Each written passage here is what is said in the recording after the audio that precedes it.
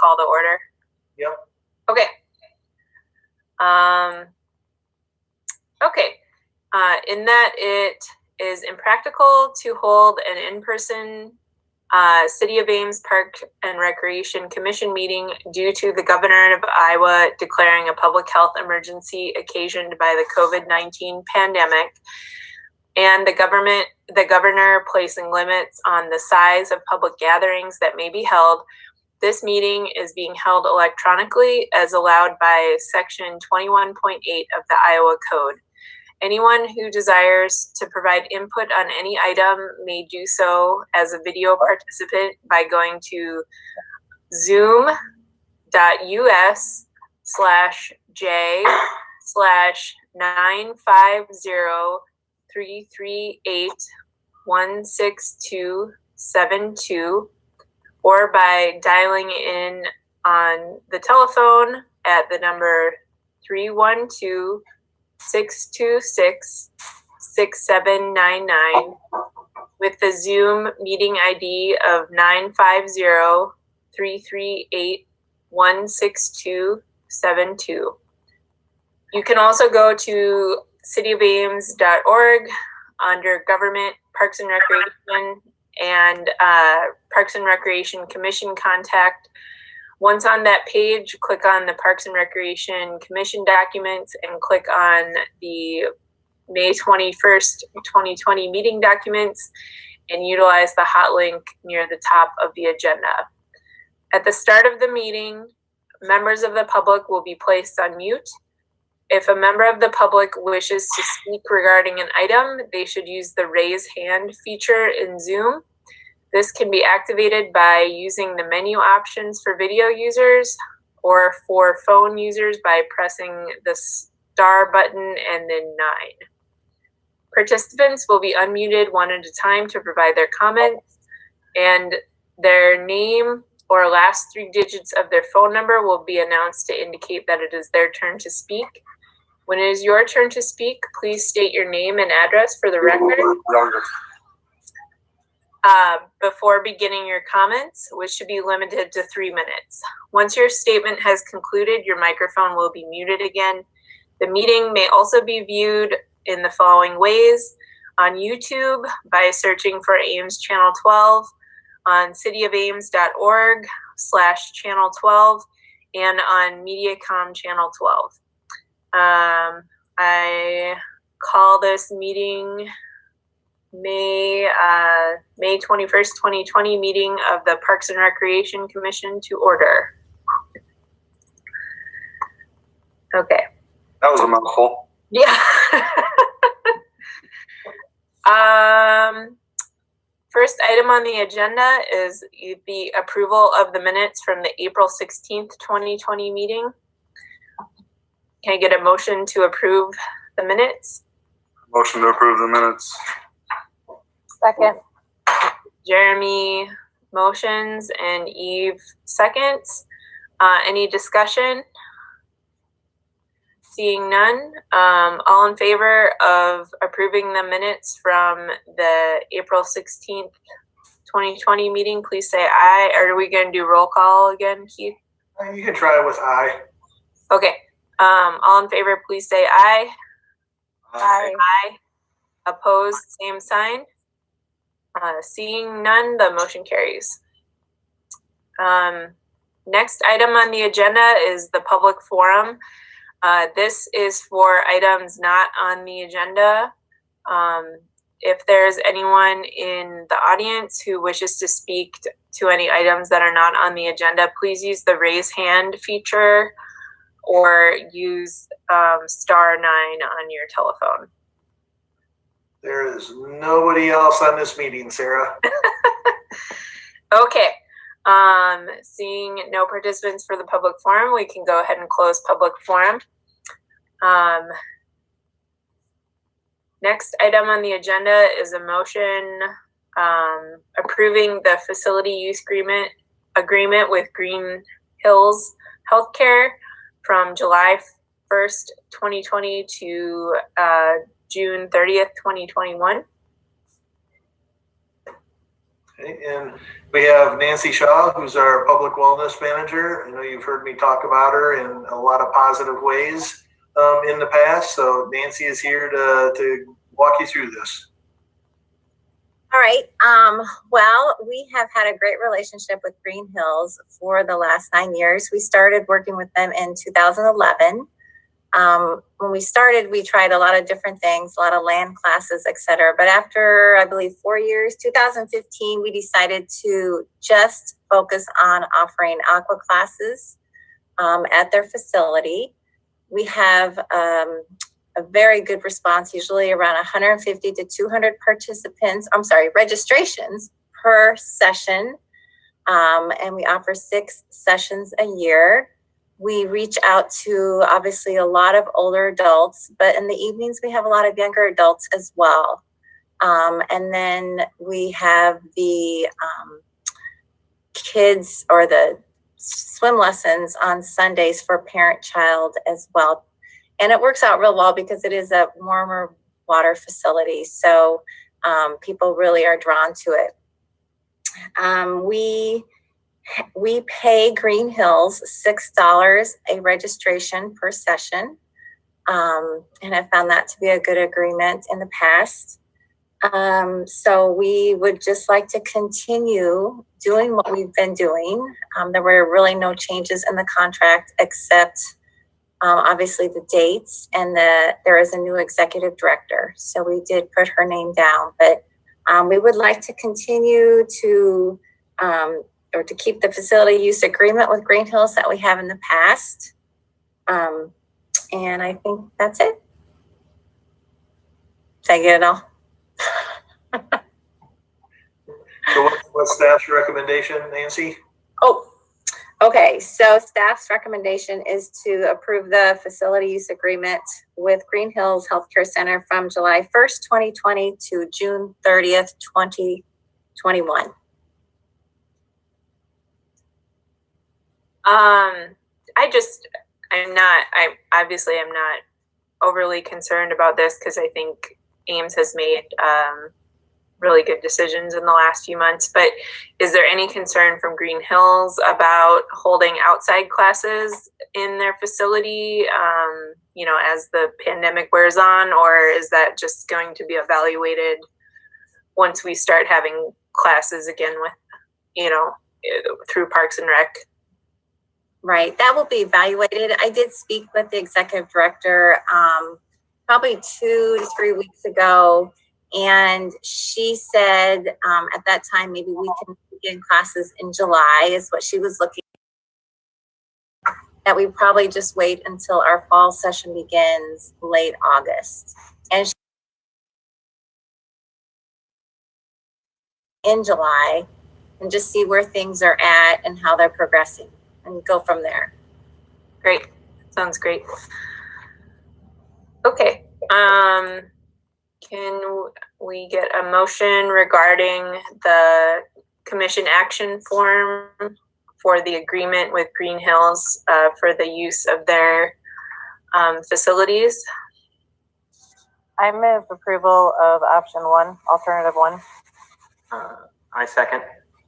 Okay, a motion from Eve and a second from Jacob. Is there any further discussion on the motion? Nope. Do you want roll call or just do? No, you can do the same thing. Okay. All those in favor of alternative 1 to approve a facility use agreement with Green Hills Healthcare from July 1st, 2020 to June 30th, 2021, please say aye. Aye. Aye. All opposed, same sign. Seeing none, the motion carries. Thank you, Nancy. Thank you. Bye. Bye. Good night, Nancy. Thanks, you guys too. Okay. Next item on the agenda is a motion approving Jack's Outdoor Gear to enable their canoe, kayak, and stand-up paddleboard rental at Hayden with a waiver of the 10% fee of gross sales. So this is something that Jax has been doing for the last 15 years, since 2005. It's been a great partnership with Jax. They provide all the staffing, all the equipment. They provide all the storage. They bring in the equipment prior to them starting rentals for the day, and then transport it off site. So it's really a win-win for the community. They provide everything, they staff it, and we don't have to have the outlay for the capital equipment. We don't have to staff it. We don't have to store anything. So this has been a great thing. Ever since we started, the commission has waived the 10% waiver. Again, just helps them do the program. You can see in the commission action form, there is some information. Last year they had 801 rentals. Brought in sales of $7,198. So 10% would have come to us would have been about just $719. And then you can see the fees that they have. Canoes, kayaks, $13 for a half hour, $15 for a full hour, and then stand-up paddle boards are just doing $17 for an hour. Half hour option isn't. We did have conversation with them in regards to COVID-19, and as was stated in the commission action form, they will have things on hand, disinfectant after every use to wipe everything down. And other than that, everything's pretty much the same. We'll do it on Saturdays and Sundays, starting Memorial Day weekend through Labor Day weekend from 11 to 5, weather permitting. So staff's recommendation is alternative 1, so to approve the request and waive the 10% of gross sales. Okay. Would anyone like to make a motion regarding the commission action form for Jack's Outdoor Gear canoe rental? I'll move to approve alternative 1. Second. I'll second. Jacob moves to approve alternative 1 and Eve seconds. Any discussion or questions about the commission action form? Okay. All those in favor of approving alternative 1 to approve the request from Jack's Outdoor Gear to rent canoes, kayaks, and stand-up paddle boards at Ada Hayden Heritage Park during 2020 and waive the 10% fee of gross sales, please say aye. Aye. Aye. All opposed, same sign. Seeing none, the motion carries. Okay. I do have a non-related question to that. But will Jax be out this Monday for Memorial Day, or is it just Saturdays and Sundays? And those types of things, they generally do go out on Sunday or on the Mondays. Is that correct, Joshua?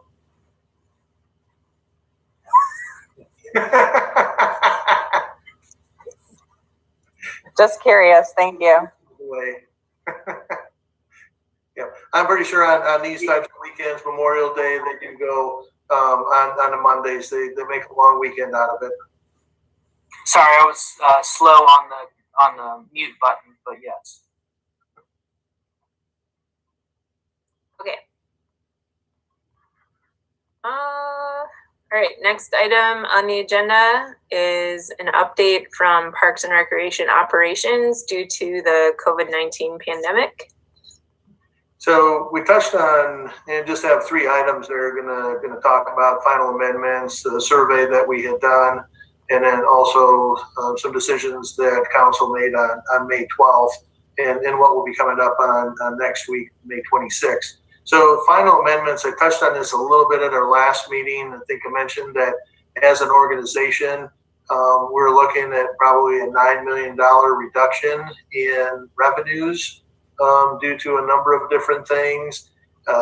Water, for example, was from March of this year to March of last year, saw a 21% decrease in the amount of water usage and the amount of revenue that they were bringing in. I think electric was closer to over $4 million, reduction. So for ourselves, for Parks and Recreation, with the final amendments, from our adjusted budget to the final amendments, we've seen a revenue decrease of about $537,000 is what we saw. There were various reasons, for that. Most of it is attributed to 19, and with March 16th, when we closed facilities and stopped running programs, obviously no revenue coming in, and we refunded, a number of registration fees as well. So reduction about $537,000 in revenue. On the expense side, we were able to reduce about $348,000.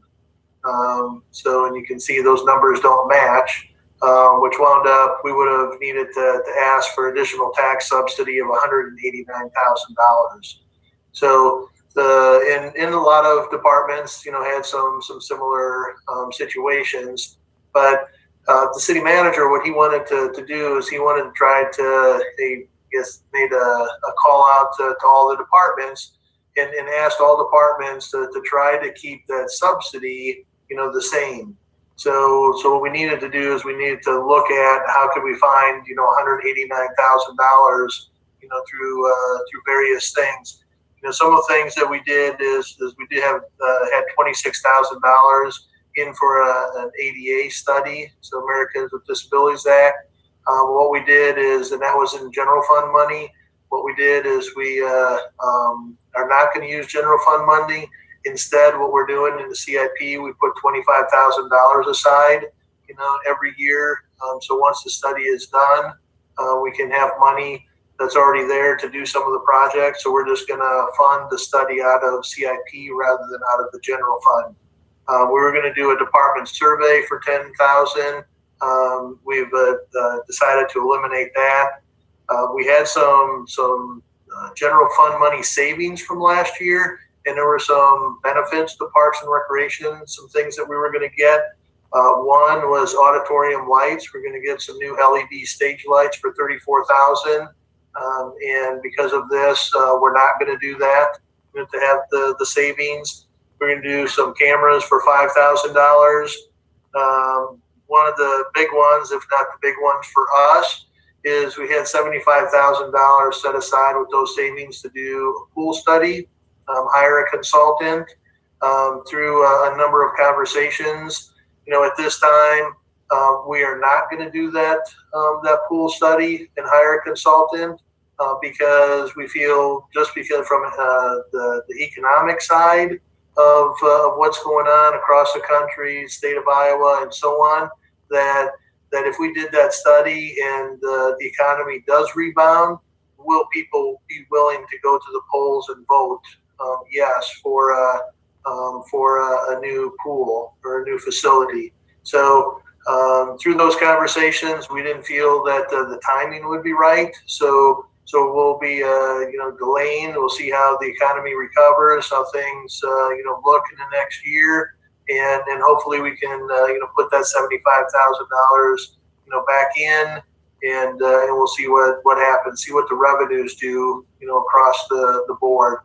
I think, like I mentioned last time, it's not only the fees and charges, but it's the local option sales tax dollars. It's the road use tax dollars. There's a lot of different things. Hotel motel tax, a lot of different impacts. So that was a big one.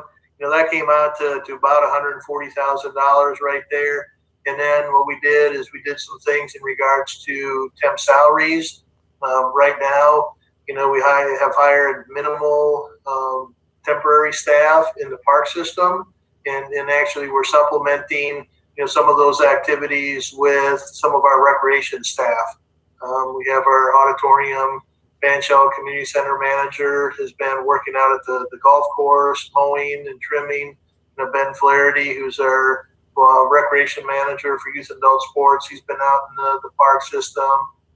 Next week we'll have some more of our staff doing things out in the park system as well. And then we had some other items, some equipment. some other contracted money that we cut out of the budget as well. So we were able to keep our balance the same, even with the revenue reduction and not being able to cut expenses as much initially. But we were able to find that additional money. So those final amendments, I believe, are next week Tuesday will be approved by City Council. Now, and then we'll get to more of that when we talk about the May 12th decision. But with some additional closings and things of that sort, our final numbers, we could, with instructional, our net between lost revenue and what we can cut for expenses from now to the end of the season, the end of June 30th, we may, need another 20,000 in tax support, and athletic might be 30,000. So there's more things that are going to be happening. So we're going to try to open, some facilities and get some programs going so we can, get some revenue in. But, obviously we'll look to do what we can as long as we can do it safely. And I'll talk a little bit more about that in a little bit. So, Joshua, Kelly, anything to add, regarding the final amendments? Any questions from commissioners in regards to final amendments? I will say, just in general, most of the comments that we have received, from people, emails, phone calls, and so on, have been positive, in regards to the actions that city has taken. We do have some people that are upset because this is closed or that's not open, and so on, or why are you doing this? So we know that in a situation, and not even in a pandemic like this, but at any time, if we make decisions, sometimes people agree with us and sometimes people don't. But we do feel that we're doing, what's best for the entire community. So, no other questions on that? Okay. So the next thing, and I'm going to share a screen. I've been getting better at this. So we will see the next thing that we did. Can everybody see that? So one of the things that we want to do as we started talking about reopening, we wanted to get a feel from our users in regards to what is their appetite for coming back, to programs if we reopen. And you can see what the questions we said. If we were to reopen in June, would you return at that time? This was sent out to about 6,800 users that we have. So we have more than that, but what we did is we took anybody that had done either reserved or registered for a program, reserved a facility since January 1st of 2018. So basically about the last 2 years, a little over 2 years is what we did. So about 6,800 emails sent out, and you can see we had 1,217 people complete this survey. So we thought was really good. And we also had another 368 clicked on the link, but didn't actually complete the survey. So really it was 3 questions is what we asked. And you can see on this one, the first one is just, if the following facilities were to reopen in June, would you return at that time? And you can see we just asked yes or no, and then if they did not use, and you can see there's a lot of individuals that do not use some of these facilities, but just the community center of the number of people that completed it, you can see 45% said no, they wouldn't be ready, and 45% said yes, 55% said no. And you can kind of go down. And that was pretty much the same with the community center weight room and cardio room. Municipal pool was pretty well split, 50-50. The aquatic center, 62% said they would come back. Brookside wading pool only 45. Ice arena only 46. Auditorium 44. Dog park 61. Skate park 50-50. And then park shelters, was the highest with 71%. So between the dog park shelters, and then the aquatic center, everything else was either neutral or more no's than yeses. Then we were curious about some of the following programs, and with that, you can see swim lessons, only 45%. We kind of broke out the aquatics pieces. Lap swim 58% for, or said yes. Water walking 62%, and then open swim 57% said yes. Of the people that responded. In the lap swimming, the water walking, open swim, more of a drop-in type of activities. But if you swim lessons where you have to register for, and then when you get to the last question, we kind of split out some of the other sports, fitness, and so on. You can see there isn't one of these where there were more yeses than no's. So it tells us some people, and again, there's nothing scientific about this survey, but what we were just looking for is just to get a feel from people, and what we glean from this information. There are some facilities that people want us to and are willing to get back open and would use them. Some of the drop-in programs, but from programs that people have to register for, there are more no's than yeses. And if you look at the preschool programs and youth summer camps, those are pretty low. And only 38% of the people said that they would come back, and we started offering them in June. So that's kind of an overview. Any questions on? Yeah. Now this data is a lot. Yeah. When did you start the survey? And we, I'm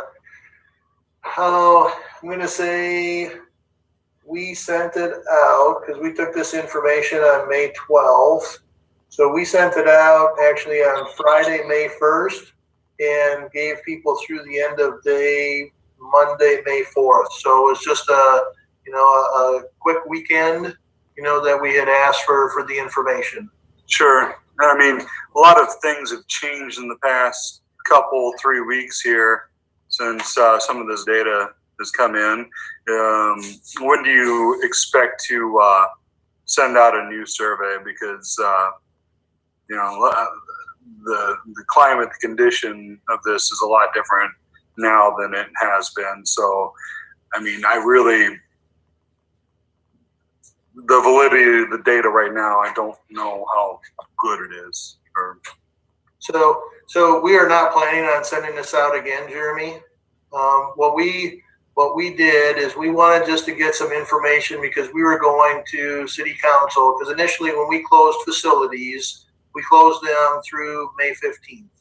It was facilities, it was programs, and so on. So what we wanted to do when we were going to council on May 12th, just wanted to kind of have an idea, snapshot in time, to give council some information in regards to, hey, at this point in time, this is what people are feeling, and with this on May 12th, they have elected the council decided to close facilities through July 1st. Not all facilities. We're going to be coming back, and I'll get to that in a little bit. Yeah, I know we were giving our Parks and Rec was given leeway on the ice arena and the pool. So, are we going to use maybe you'll come to this. How are we going to decide on that? Yeah. So how about we finish that up, and then we get to the May 12th, the component, we'll go through some of, the decisions that they made, and we can talk about that. Yep. But, and the thing with this is things are constantly changing. People's attitudes are changing. But, we have not, since they've made some decisions on May 12th, we have not been inundated with people, saying, hey, you should open this up, you should open that up. We have had some individuals, but we've also had a number of people saying, "Hey, thanks for making the decision that you made." So again, it was just to provide some information to council on May 12th as to what people were feeling at that time. Okay? So I'm going to stop sharing this one, and because then we also had a fourth question where we had just asked, what are, other things that we need to consider and so on. So this was what we heard, and we kind of went through, we had almost 700 responses to that question. So more than half the people, answered this question.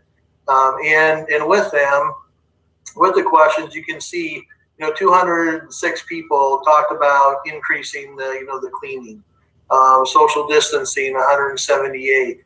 We kind of lumped in a number of things, that things to consider when deciding to open.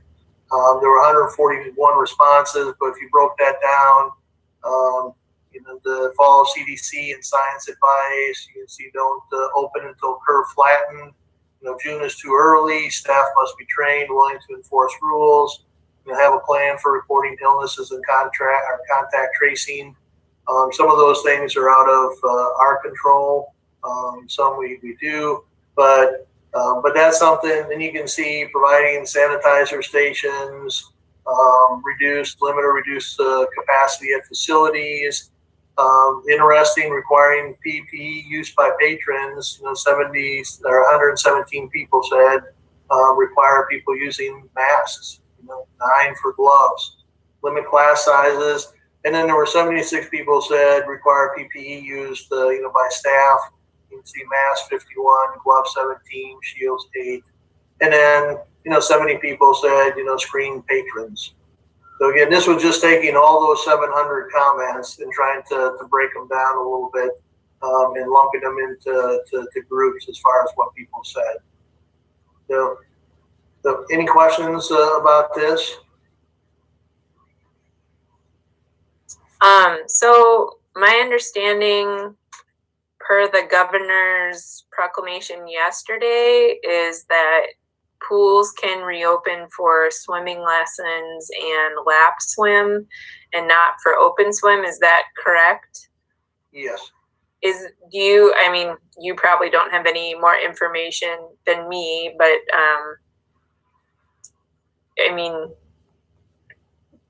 do we anticipate that would change through the summer or? Yeah. So how about if we go to this next document? We'll kind of go through and share what's closed, what's open, and then also be able to share, because what Jeremy said about giving staff the authority make decision about the ice arena, yes. You mentioned about the aquatic center. They did not give us that authority. We actually are bringing back more information to them next Tuesday, on the 26th. Because they wanted to see if the governor did do some other things, with it. So I'm going to share one more, document.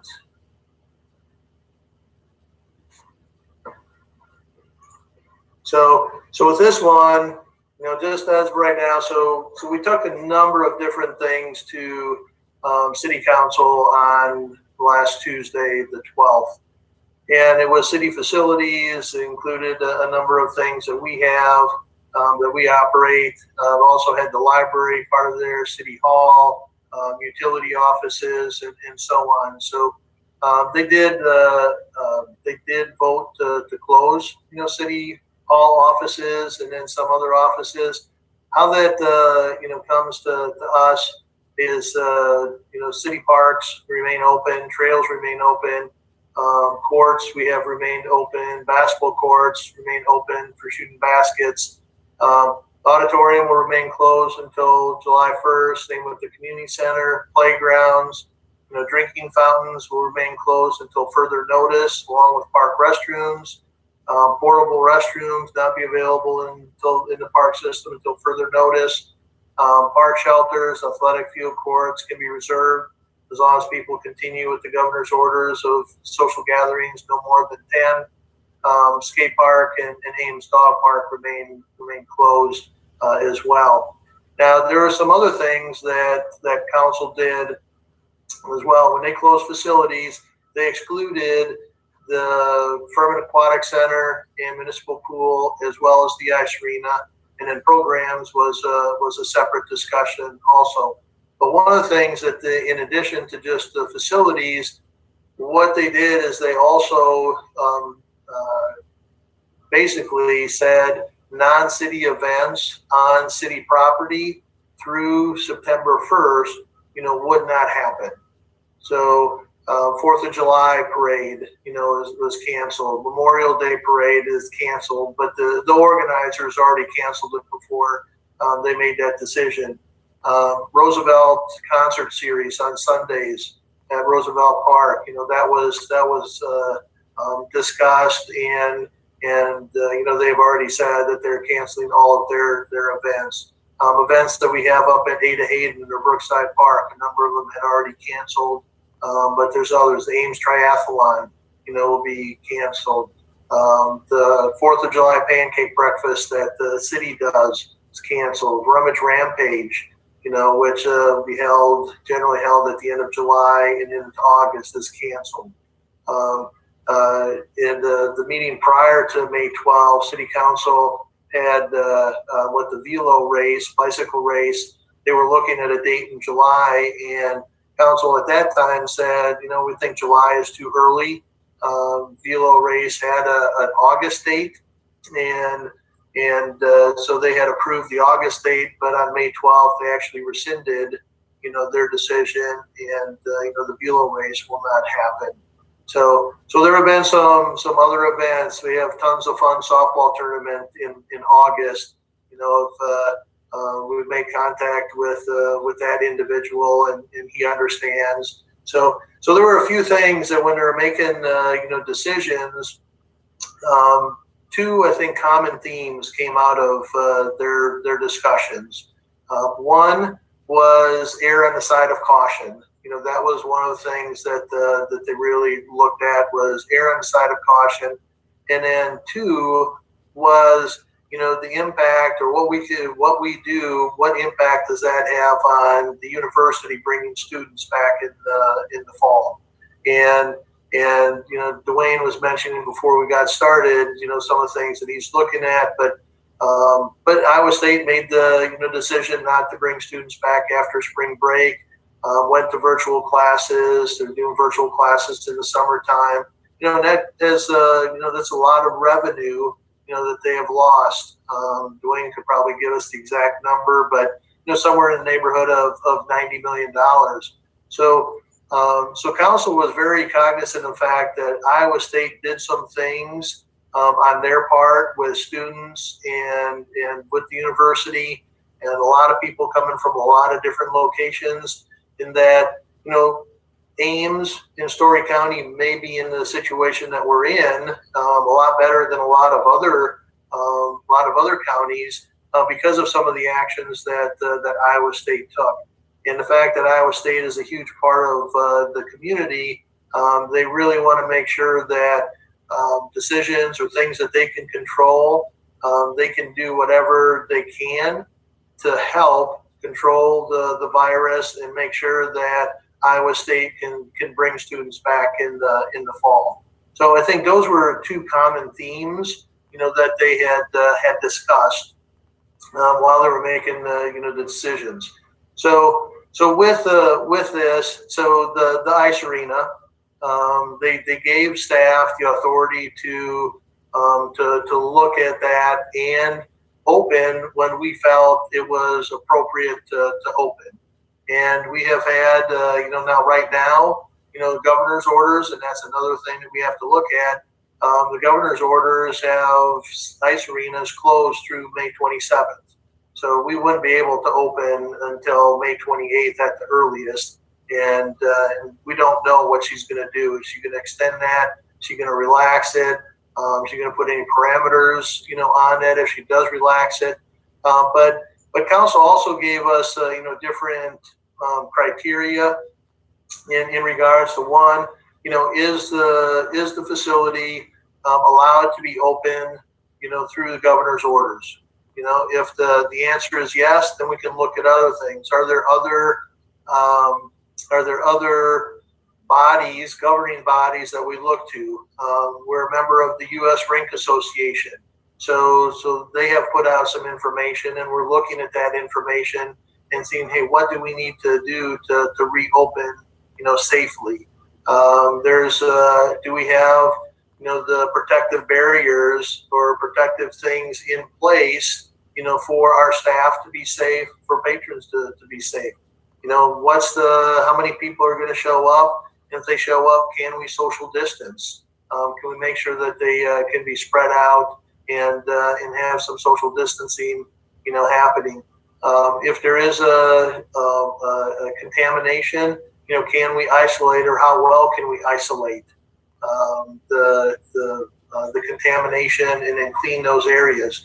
So that's some of the criteria that they gave us for opening the ice arena, which again, they gave us that authority. Right now, we have been having multiple conversations. There are modifications, policy changes, some different things that we need to do. There will be some information, that we'll be talking to user groups. We've had some conversations with a variety of individuals. We have people that are willing to and wanting to rent ice. So we're looking at probably it'd be sometime, early June to mid-June before we would open the ice arena. But because there are some things that we need to get done before we can open safely. So any questions about the ice arena in that regards?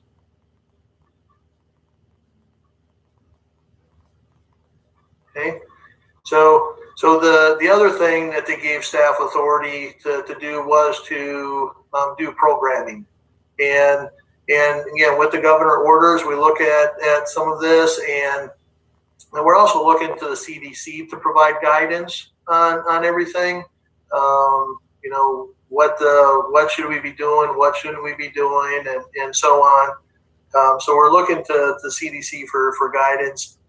And with programs, obviously anything that normally would happen at the community center, all of our fitness classes, wellness classes, we wouldn't be able to start any of those until after July 1st. So we're looking at things, and right now also, if with the governor's orders of social gatherings of no more than 10, we'll have to make some modifications regarding some of our programs. CDC right now is recommending no youth organized sport activities. That's right now still within their recommendations. We saw the governor made an order yesterday allowing the summer high school and baseball and softball could begin. There's some restrictions on that as well, but she did make a statement. She's working with youth sport associations and probably will come out with an announcement in the near future and see what some of those sports could start happening. But right now, CDC is saying it shouldn't happen. And again, if you have two teams playing, in a number of sports, it's more than 10 people. So. But we're trying to look at what can we do, tennis lessons, golf lessons. Will we be able to do some t-ball? Will we be able to do some swim lessons? We're looking at how do we need to modify some things. Equipment is a concern, from that standpoint, because we don't want to, from an equity standpoint, we don't want to really exclude, anybody. But we'll probably encourage people to bring their own equipment if they have it. But there are some questions on that. If it hasn't been disinfected, are there some issues with bringing your own equipment? Yes, maybe. And there's going to be no perfect solution. with it. But I know Nancy, who was on earlier, she's already looking at maybe doing some personal training, doing some other fitness classes outdoors, seeing what we can do. And obviously all of this stuff changes from day to day. We don't know what the governor is going to put in her next proclamation, what she's going to open up, what she's going to extend. So a lot of times, that stuff, it happens, and we just got to say, oh, we weren't expecting that, or yeah, we were expecting it, but didn't know it was going to be today, type of thing. So that's what we're doing with programming.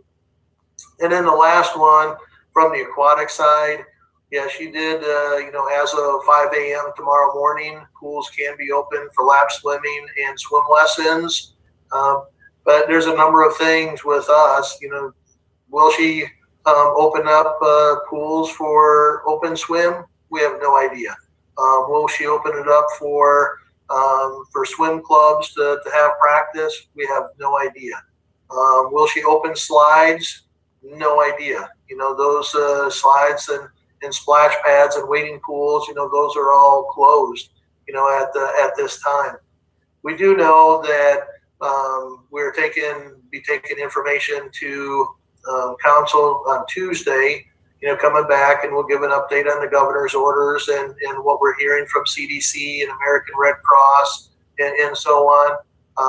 And if council at that time, says, let's open the Furman Aquatic Center, then, we're looking at probably 3 to 4 weeks before we can do everything that we need to do to get that open. And part of it's on the facility side, and part of it is on staffing side. We still have guards that we have to certify. We haven't been able to do that because we haven't been able to get in the water.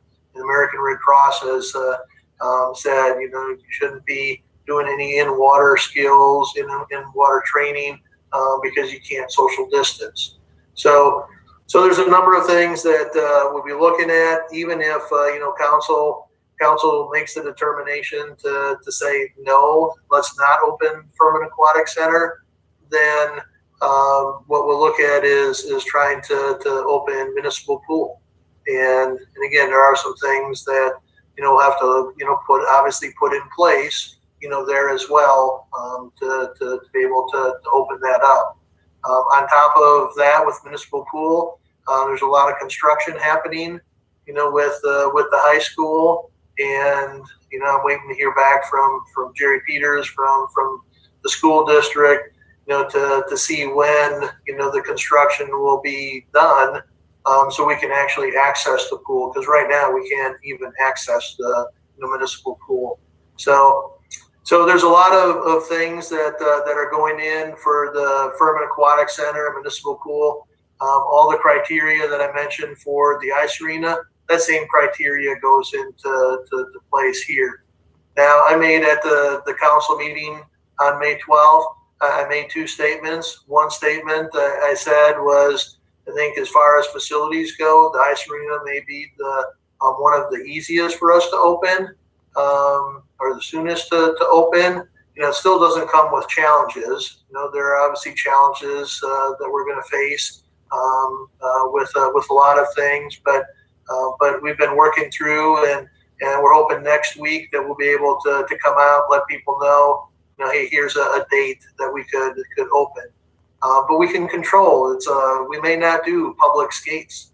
We may get 50, 75, 100 people at a public skate. And we may choose to not do those, for the summertime, or start and limit the number of people, in the facility. And again, depending on what the governor says that we can and cannot do.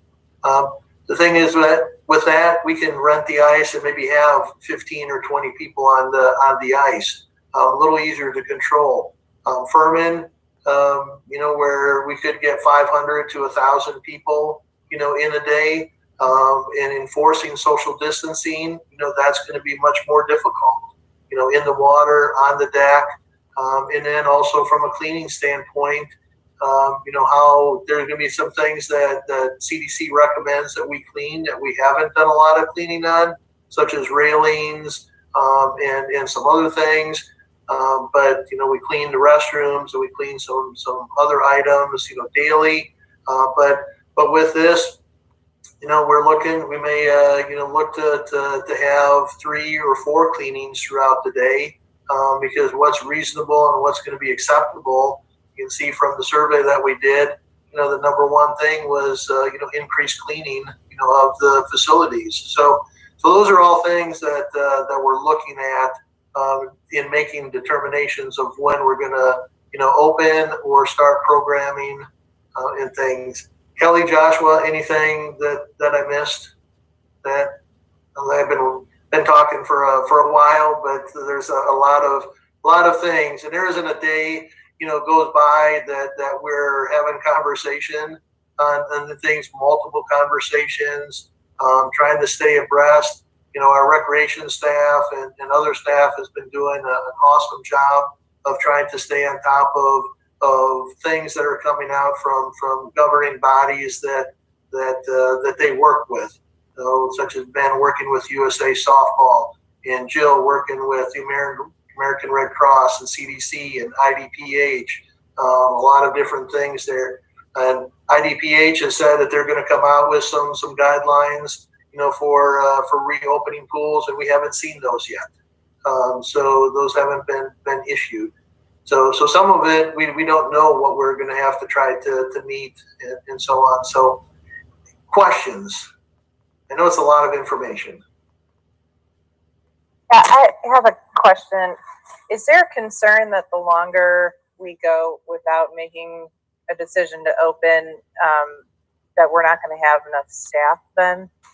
So, I mean, I understand that if they don't open, if the city council sticks with their recommendation and they're not going to open Furman until July 1, that means am I understanding that that's the first time you can actually get staff in to train, and so then it wouldn't actually open to the public until after that? And then at what point is it not worth it to open? Yep. No, good question. So with it, if council were to say, we want the Furman Aquatic Center to open July 1st, we can start training, before that time. And we have had some clarification regarding certification training and so on. So the fact that the governor opened or is opening pools tomorrow, we could start training staff tomorrow. Okay. So if council says open July 1st, we'll do all the training, we'll do the filling, we'll do all of that stuff in June to get prepared for that July 1st opening.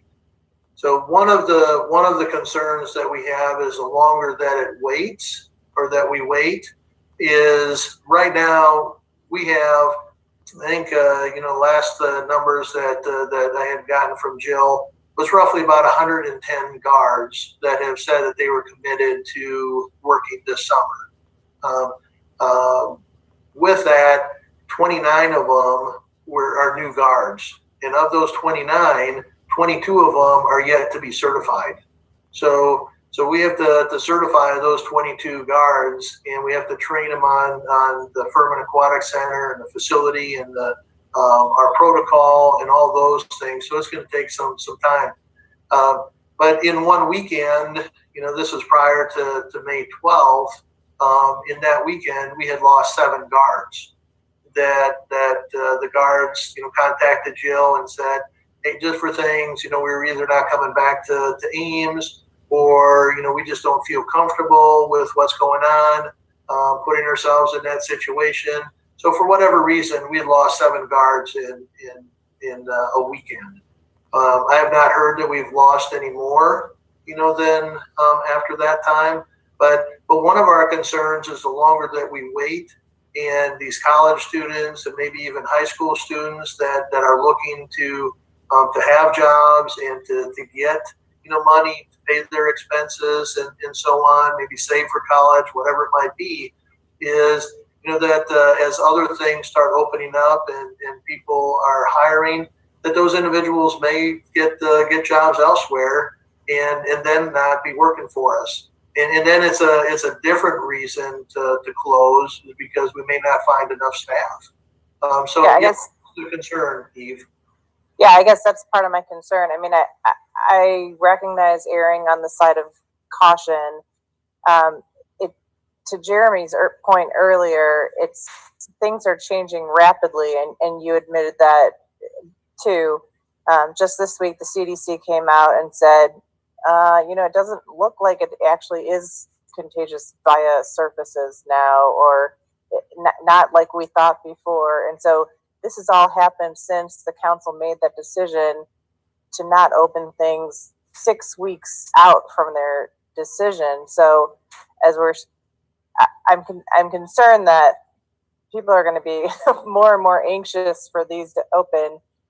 Survey results would look a lot different now. And by the time we try to maybe open things, we're not going to be able to get the staff in place and have the facilities ready in time. So I'm not faulting anyone, but it seems like making a decision 6 weeks out is a little overly,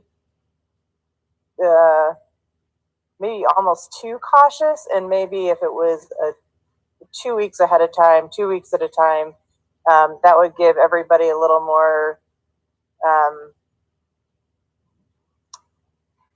don't know, better control over that.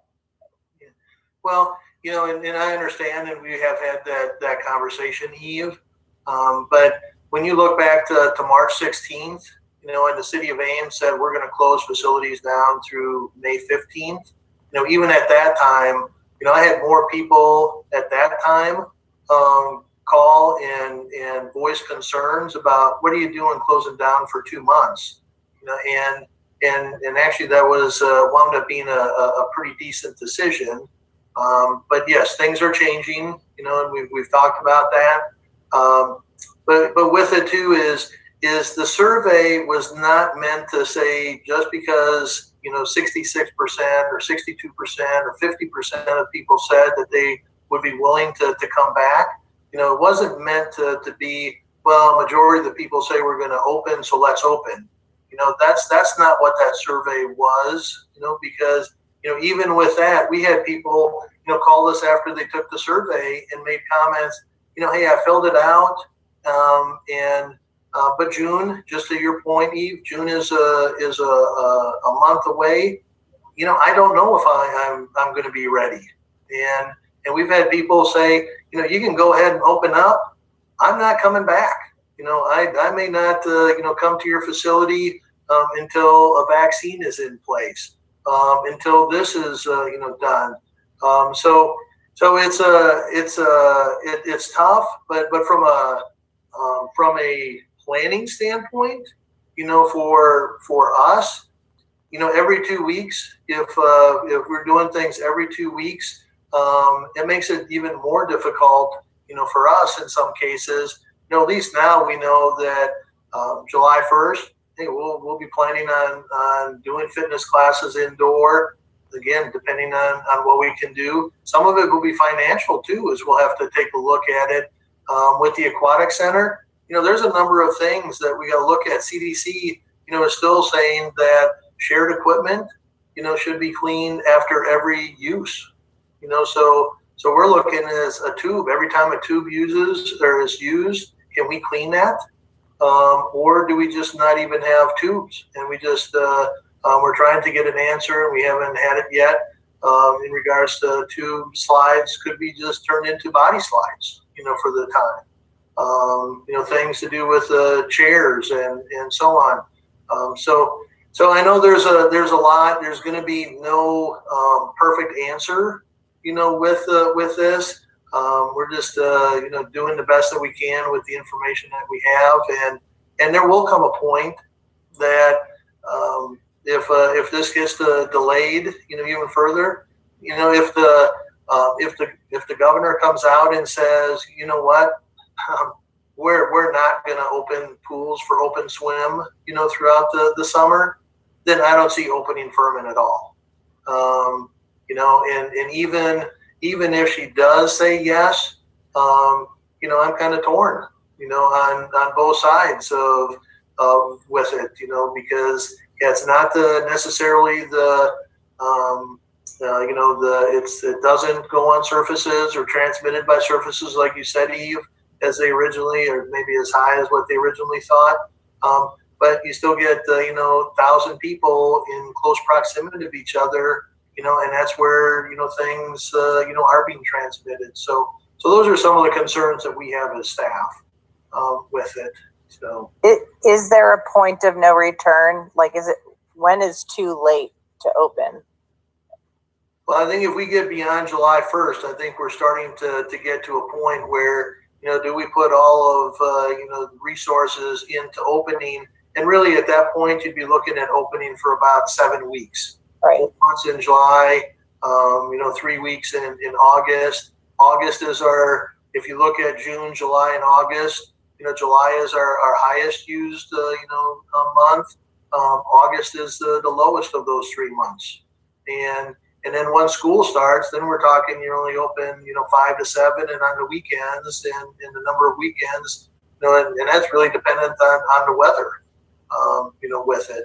So if we get past July 1st, then I think we're getting to that point where, is it even worth it?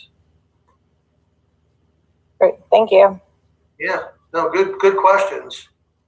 Yeah, I guess just some thoughts and some questions. So my sister still lives in Sioux Falls.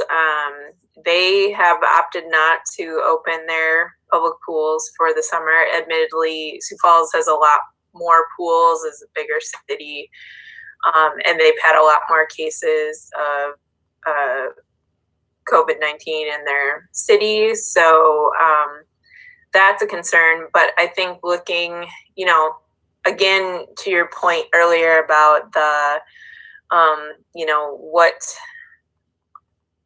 what do we need to do to make sure the university can safely open in the fall?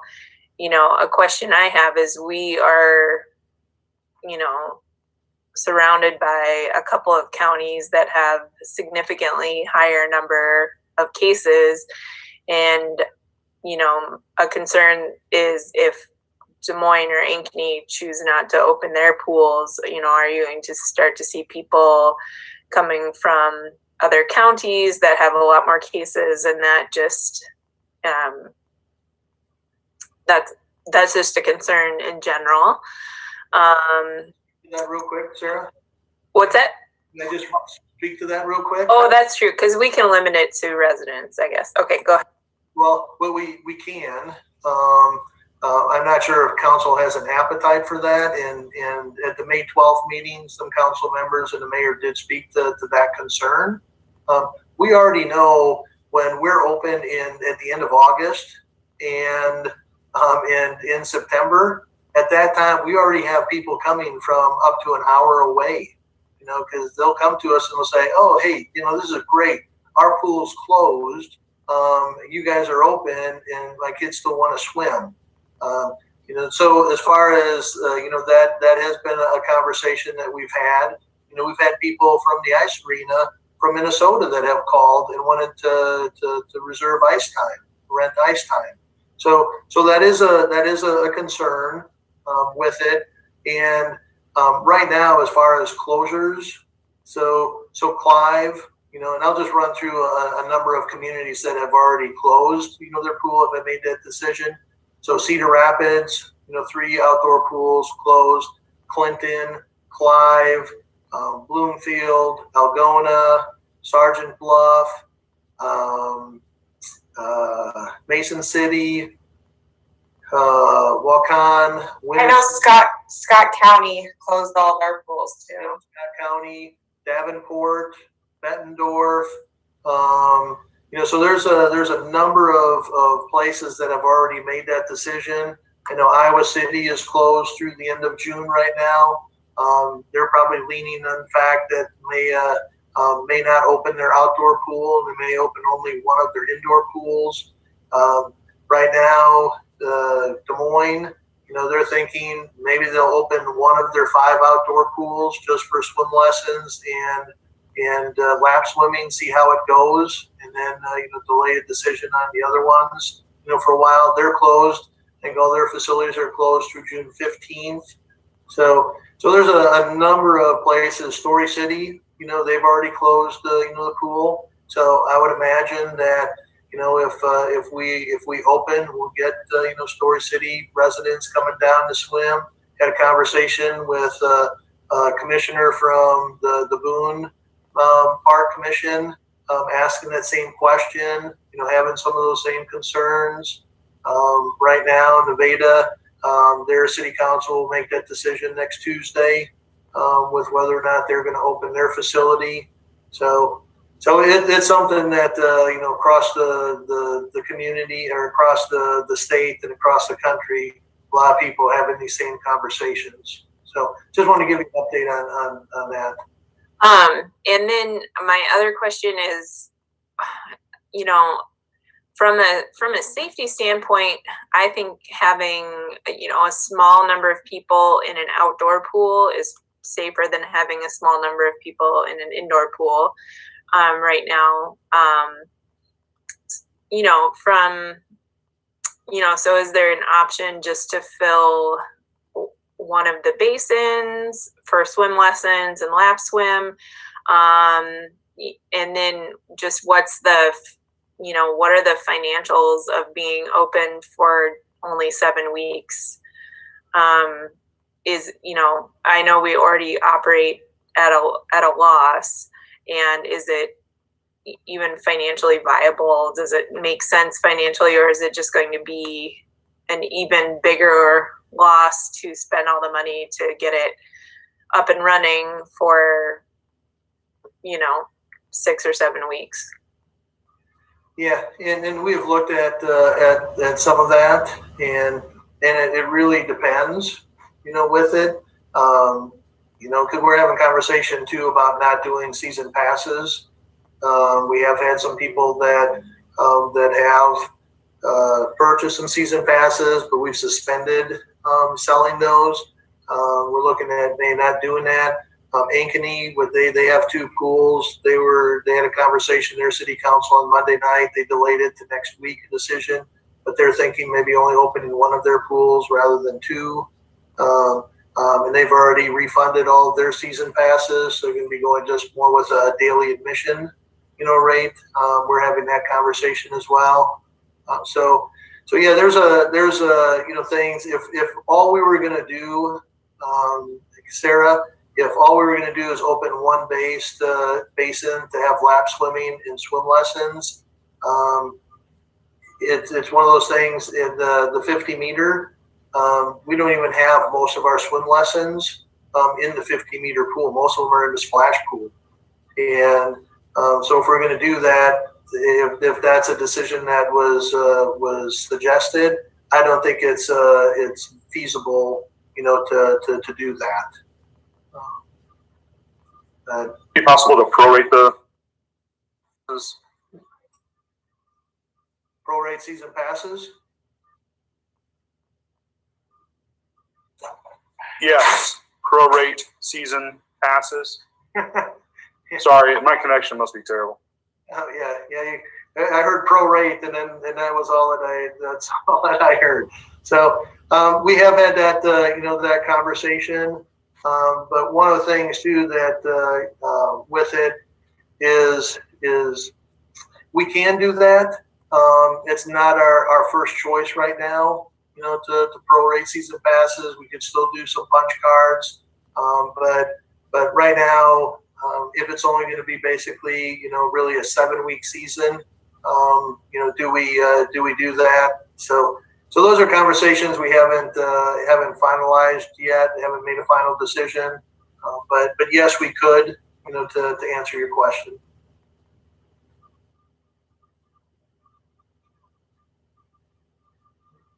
Other questions, comments, thoughts?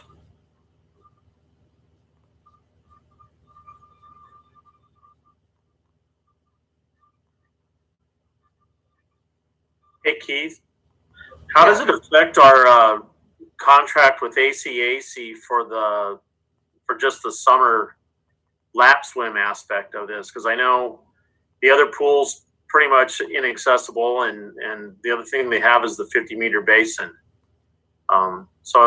Where's those conversations been? Yeah. So obviously they're chomping at the bit, to get in the water.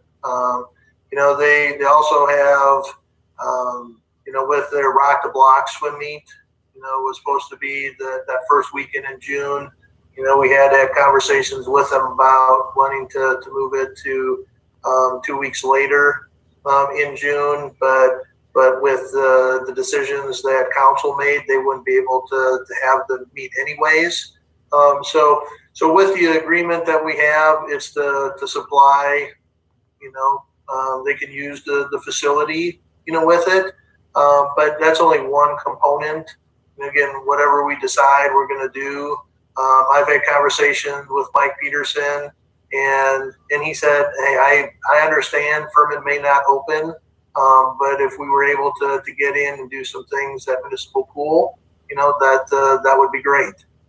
So they're just looking for water, and with their association too, they're part of USA Swimming.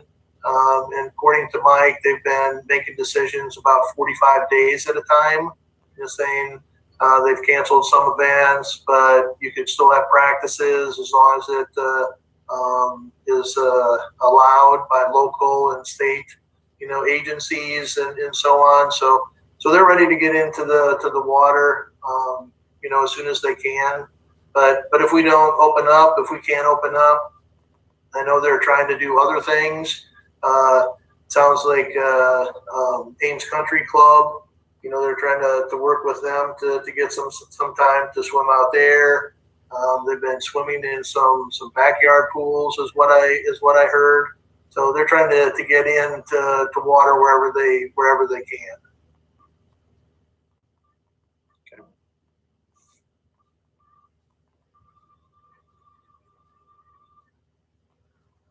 Any other questions on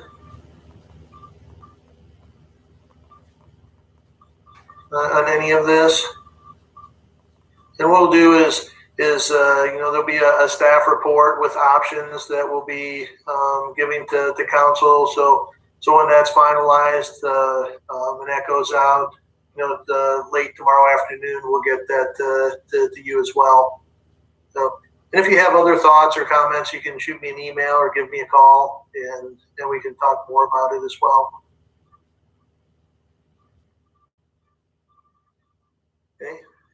If not, that's all I have. and maybe I'll add one last thing, Sarah. And if there is anybody out there listening, and you guys all are part of the commission for a reason. And you have a passion for parks and recreation, you have a passion for people being active, and so on. And that's why, Joshua and Kelly and I and everybody else on our staff, got into Sarah. You were in the parks and recreation profession, for a while. That's we're all in this because we love to see people active, and we're making some tough decisions. And again, some people agree, some people don't agree.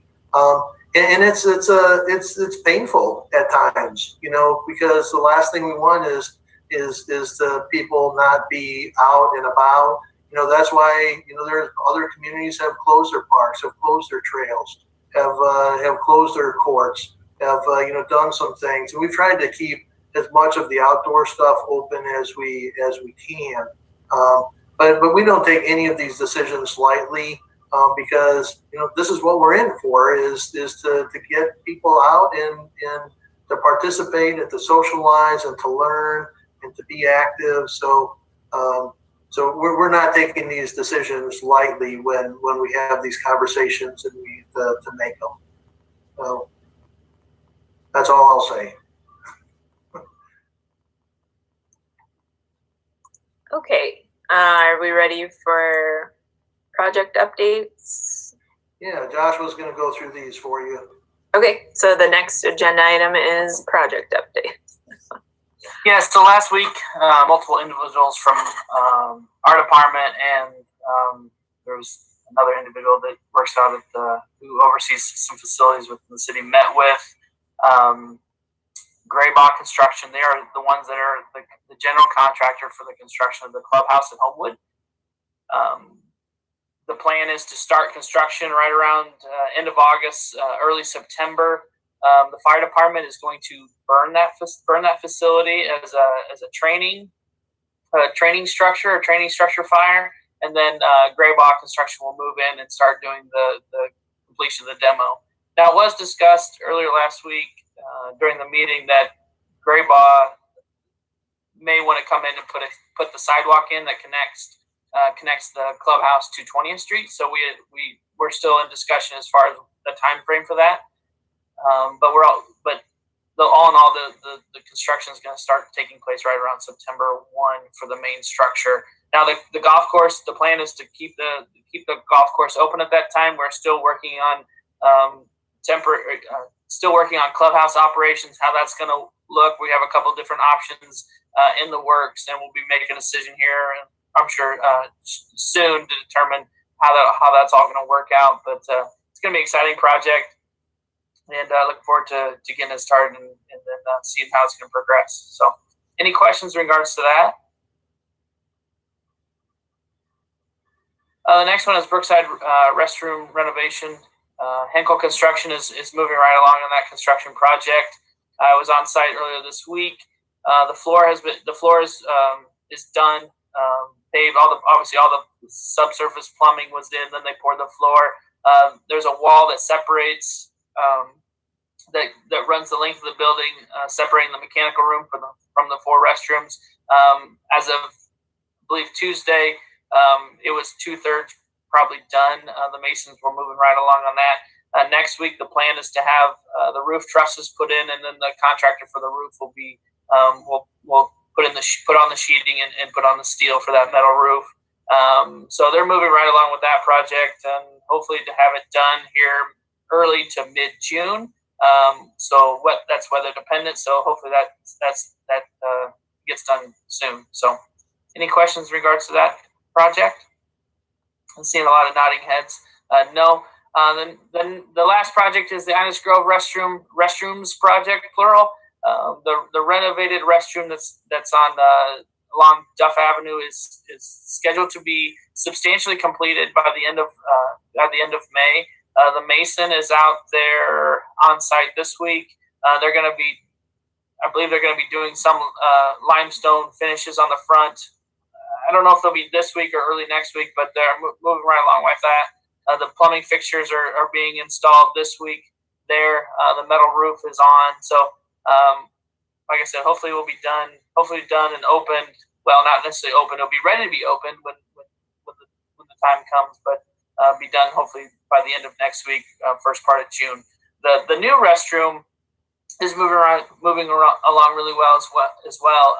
The masons are on site. The walls are being constructed. I just got a picture this afternoon. The limestone and the deck and the other decorative CMU concrete block is being installed currently. So if you want to stop by the park and see from the east parking lot, it looks really nice. I got pictures today, so it's pretty exciting. So I don't necessarily have a substantial completion date for that. I'm hoping end of June, early July for that, but we'll see. They still have a lot of work to do, but they're progressing right along really quickly. So, any questions in regards to that one? All right. Did I miss anything, Keith? No, you did well. All right. Thank you. Thanks, Joshua. Next agenda item is correspondence. Yeah, and I was considering taking some of the emails and putting them all into one and sending them to you, and I didn't do that. But I just wanted to share that again. We're getting some emails. There's been posts on our social media. Again, some in favor of what's going on, some not in favor of some of the things. So that's all I want to say about correspondence. Okay. Any commission member comments? Monthly report? Oh, did I skip it? Okay. Monthly report. Sorry. Joshua or Kelly? I'll go, Kelly. Something that's not in the report that happened today.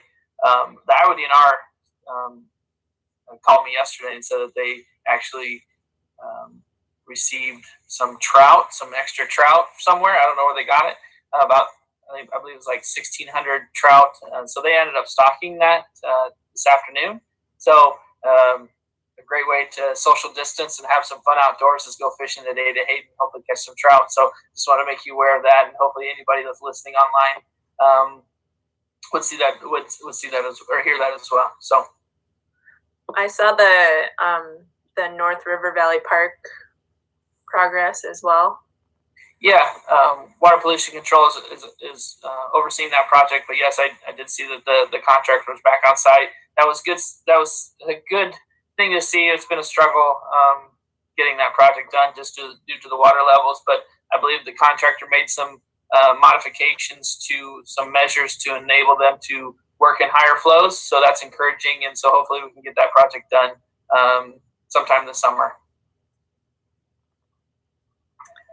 I just wanted to thank Nancy Shaw for thinking about our community during this time, and she worked with Food at First to do a food drive on a Thursday over the lunch hour, and thanks to fitness participants, Ames Parks and Rec customers, and the greater community of Ames, we were able to raise over 2,000 pounds of food and $3,500 in cash and gift cards for Food at First.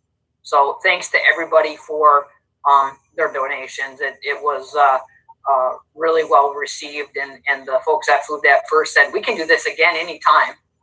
So I know they were super pleased. Just want to remind everybody who's watching that we are offering virtual fitness classes now. I believe it is every single day of the week. We have classes at the lunch hour. We have classes in the morning. And we also have classes towards the end of the day, usually about 4:15. So please check out our schedule at www.amesparkrec.org. And then the last thing is Homewood Golf Course did open on May 1st with some temporary course rules and procedures. We are very busy right now. We don't have a lot of open tee times day of, but I know we do have tee times available for this weekend. Usually the day before it's starting to fill up, but if you look a little bit further out, we do have open tee time. So we've seen a lot of new golfers to Homewood as well. You can book a tee time online as well, www.amesparkrec.org. Great. Okay. Any other questions about operations? Okay, now commission member comments.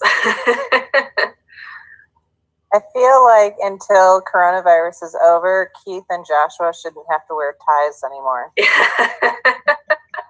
You're making us look bad. All in favor, say aye. Yeah, Aye. Thanks. The pictures from the accessible playground looked really exciting. So hopefully we get to actually have a socially distant opening ceremony sometime this summer or fall. So yeah. And with that, we're actually meeting with, we're having a phone call with Lynn Carey from the Ames Foundation. And that's one of the things that we'll be talking about.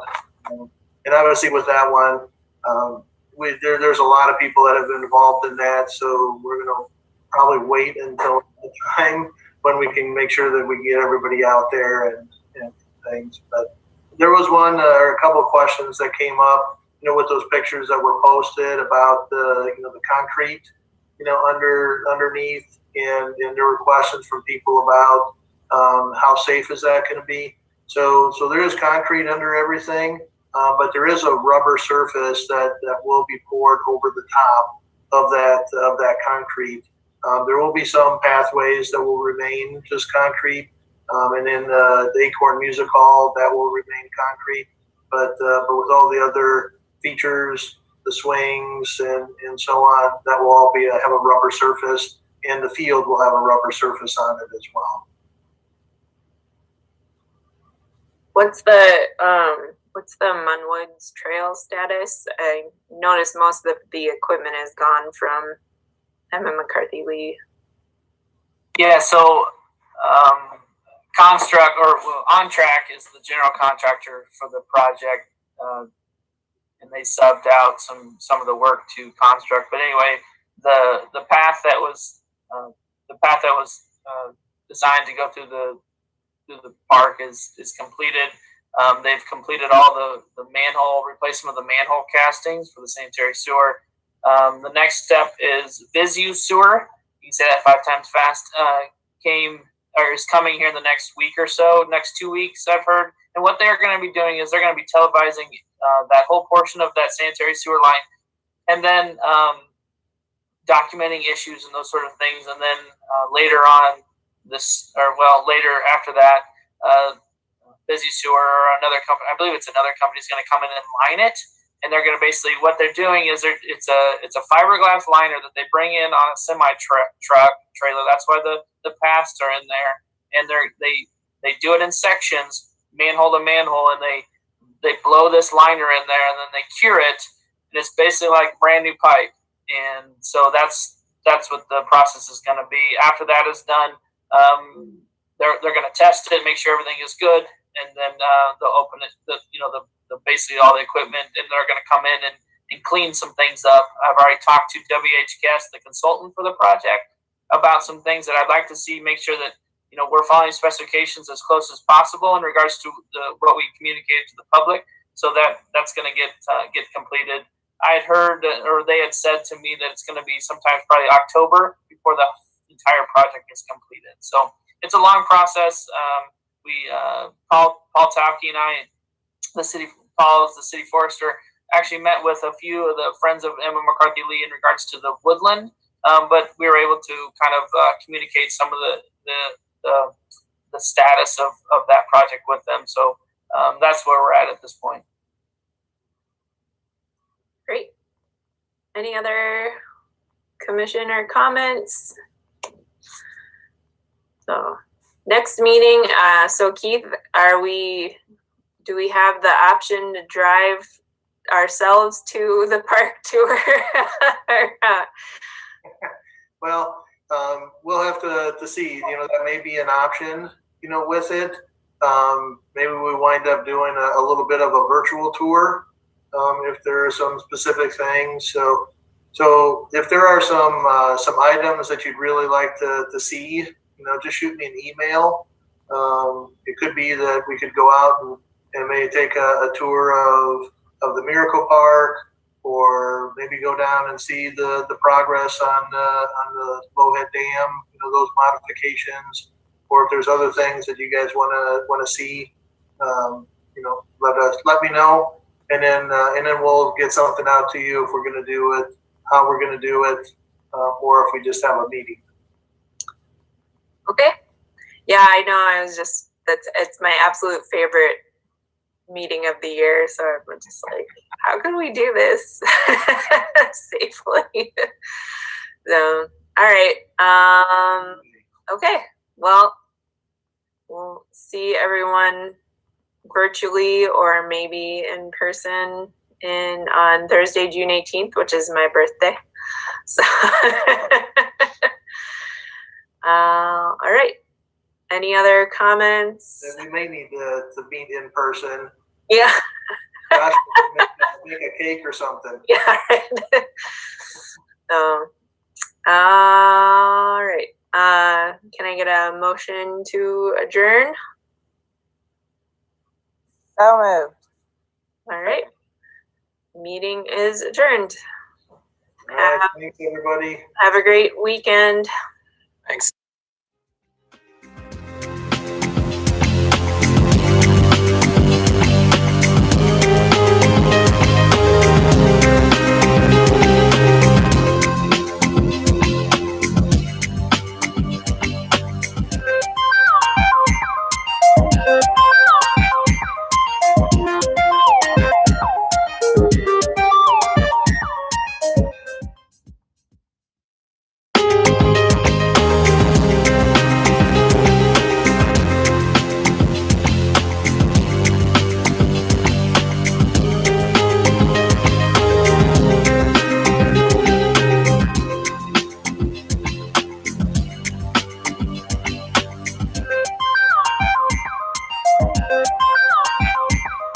Bye.